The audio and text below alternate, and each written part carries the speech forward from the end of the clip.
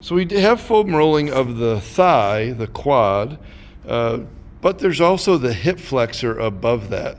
That's not easy to foam roll. Oftentimes we'll use something cylindrical in there, a small medicine ball, different sorts of, even a toy play ball can work to get into the shape of that area better. But if you pull the foam roll out, notice she's got the roll out laterally to her side a little bit more. So she's working into the corner edge of that foam roll so it can get up into the crease of the hip, and then just up above the crease of the hip into the hip flexor area.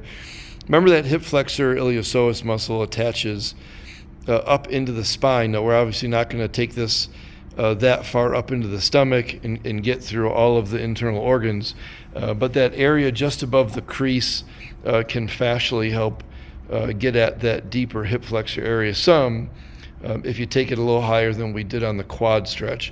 Now you'll notice here as well that because it's the hip flexor and not the quad muscle, she doesn't need to have the knee bent in this position to get at it. Now you can do a little bit of turning to get different portions of that fiber.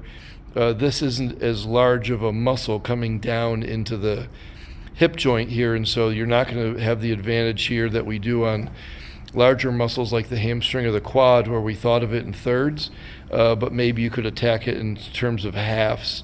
And so you notice that she was a little bit more turned to the left or a little bit more turned to the right to get at different portions of that.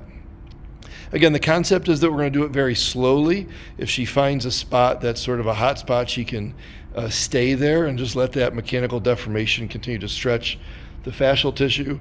Some people prefer to have a little bit of rocking going on, side to side, or up and down, but staying essentially over that same spot until it works itself out.